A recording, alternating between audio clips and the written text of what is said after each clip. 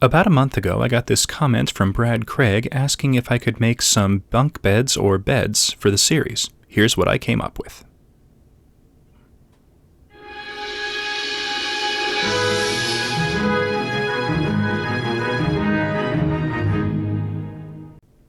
Alright, so to put these together, we're going to use a few things we've used in the past, starting with some mini Jenga blocks. These are going to be the base of the beds. And then we're going to use some tongue depressors. And then a few popsicle sticks. These are mostly going to be siding. Some coffee sticks. A couple of matches. Some toothpicks. One of these little kind of oblong craft stick pads that I got at Michael's. And finally, some craft foam. This is 1mm thick. Alright, so now that we've got our supplies, let's go ahead and start with a single bed. Alright, so we're going to start things out with the Jenga block and use that as our base for the bed, as well as the measuring tool for most of our measurements. So I'm going to mark off 2 lengths that need to be cut out on the popsicle stick. These are going to be for the siding on the bed. And then for the headboard and footboard of the bed, I'm going to take the tongue depressor and mark out a 3/4 inch and a 1/2 inch section that I'm going to cut out off camera.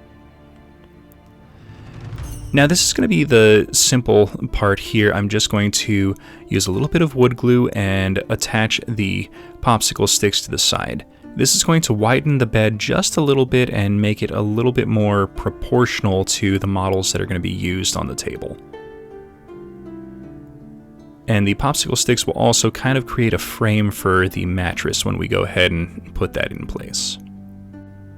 Now, all Jenga blocks are a little bit different in size. You might have to trim these to get them to fit for the next section, but we're going to attach the tongue depressor curved section for our headboard and the flat section for our footboard. I did have to shave a little bit off of these to get them to kind of fit right and leave a little gap. For these are going to be a few matches glued in on the ends to create kind of a 4-poster bed frame. So for the headboard, I cut them to 3/4 inch to kind of match them up with the height of the headboard, and for the footboard, I cut them to be a 1/8 inch longer than the footboard itself, just to kind of give them a little bit of an extra length.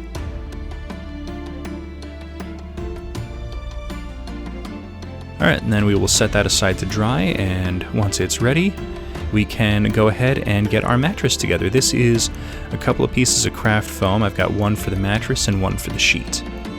Now the mattress one is going to be attached with super glue, and it's just cut to perfectly fit over the top of the Jenga block. So a little bit of super glue and it's going to fit right in, and it will hold forever. Now I'm going to make a pillow by taking a small strip of foam and just kind of gluing it into this little almost tic-tac kind of shape. A little drop of glue, and I'm going to glue it as close to the headboard as I can to kind of disguise the flat edge. Then taking the sheet piece, I'm going to kind of stretch it and pull at it to kind of create a little bit of warped shape and kind of a little bit more malleable. Then using some super glue, I'm going to affix it down in the center with a little bit of an overhang at the top. Quick little pull to make sure everything is set right, and I'm going to super glue and fold the top over to kind of create a impression that it is a folded blanket, and then glue the sides down. Alright, and that is it for the single bed. Let's go ahead and make a double bed. Now this is going to be very, very similar to the single bed, so we're going to skip a few processes along the way. The biggest difference is that we're going to glue 2 Jenga blocks together, and this is going to be the base of the bed. Then the rest of it is going to be fairly similar. We're going to take this oblong pad, and this is a little bit wider than a tongue depressor, which is why I'm using it. Now we're going to cut the head and footboards a little bit larger. I'm going to cut the head to 1 inch and the foot to 3/4 of an inch. And then, just like with the single bed, we're going to affix them in place.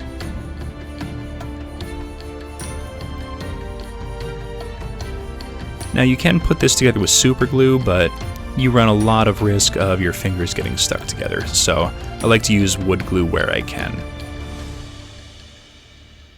And now attaching the siding pieces, just like in the single bed, and then we can go ahead and get our mattress in place. So just like before, we're going to glue the mattress in place, and again, it's cut to fit just perfectly over the 2 Jenga blocks. Then attach our pillows just like before, and they're cut to the same shape as well.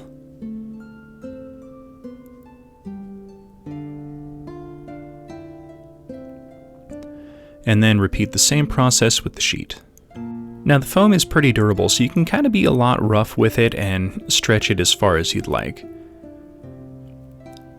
Now the key to it though is gluing it in place before it starts to stretch back, otherwise you're going to lose a whole lot of the shape. And then we attach our 4 posts for the corners, and the double bed is finished. Alright, so now let's move on to a bunk bed. So the base for this is going to be the same as the single bed, so I'm just going to skip that whole process and jump right to here. The only real difference between the single bed and the bunk bed is the head and foot are a little bit taller. Well, the foot is, and the head is just a flat piece instead of a curved piece. Alright, so I've got a barbecue stick here, and I'm just going to mark out some spots that I'm going to drill out for the ladder rungs on the bunk section. And once I've got those drilled out, I've got them a little bit off center, and the reason for that is because of how I'm going to glue this in place. Now for the rungs themselves, I'm just going to take a toothpick and cut 4 lengths that are just over a 1/2 inch. Okay, so now that we've got those, we can go ahead and start by attaching our ladder and our posts. So it starts off the same with just affixing things together. Now I've got a long end and a short end essentially for this, and we want to glue it with the short end on the bottom. And then we can go ahead and start attaching our other 3 corner posts. And then, since we don't want this to kind of fall apart while we're working on it, I'm going to set this aside to let it dry. And then when it's dried, I come back and we're going to use one of the ladder rungs as a guide to mark out where the other half of the ladder is going to go. So a quick little mark. You could use wood glue, but I actually decided against it and decided to use super glue so that it has an instantaneous hold and we don't have to wait for everything to dry. Just kind of hold everything in place for a second, and now we can start attaching all the rungs of our ladder.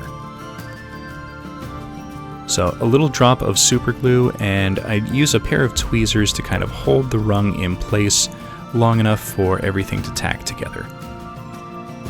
And then I will repeat the process with the other 3 rungs.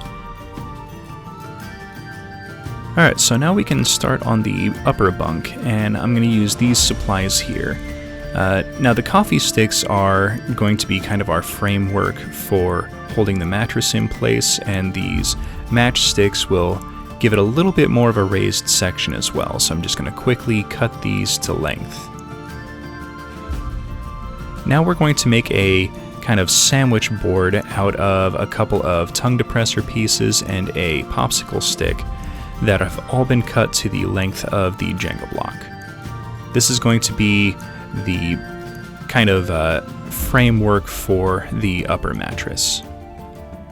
And then I'm just going to clip all these together so that they don't move, and then we can start applying some glue to our coffee sticks, and this is going to kind of disguise the open sections, you know, the little gap in between everything.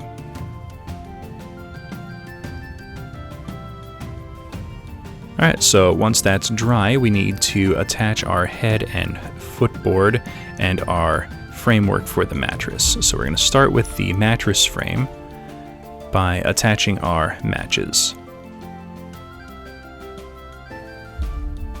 And while this is drying, we can actually attach our mattress in place. So we're going to go ahead and do that with a little bit of super glue. And this will help the build process along. The super glue will kind of bond the wood together and kind of speed up the process. Now we're going to attach the sheets for the bottom bunk before we attach the top bunk into place. Now, because we have a ladder, we actually need to cut a section out of the bottom sheeting, and I'm just going to use the ladder as a guide and cut a slight piece out and cut it at an angle so that everything kind of looks appropriate. And then, just like before, we're going to fit this in place and glue everything down. Alright, so that is what it's going to look like. Alright, so before we put the sheet in for the upper bunk, we're going to slide it in place. Now the matchsticks have a little bit of give to them, so you should be able to slide them in. And I want the top of the top bunk to line up to just above the top rung. And then I'll glue this in place and attach the sheet just like the bottom. Alright, so now that that's done, let's go ahead and get them painted. So the first thing I did was I took them outside and gave them all a base coat in Krylon Camouflage Flat Brown. And then once that was dry, I brought them inside and did a fairly heavy overbrush in Raw Sienna. Then to kind of add a little bit of weathering and wear and tear, I used some warm gray and did just kind of a medium dry brush. And then using the warm gray, I did a kind of a base coat over all the sheets and the pillows. Then to distinguish the mattress and the pillows from everything else, I painted them up with some parchment. Then using some neutral gray, I painted up the underside of the sheet and then scored in some little design patterns, which I then filled in with some assorted colors. Here you can see me using some blue and green to make a kind of diamond pattern on the outside of the blanket.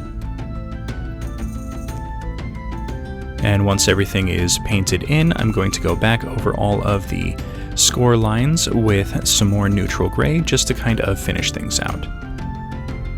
Alright, and these are done. They are a great little way to add some extra flair to a tavern. Maybe you've got a little inn or some bunk beds that can be purchased for a low price by adventurers who happen to be dining at the establishment.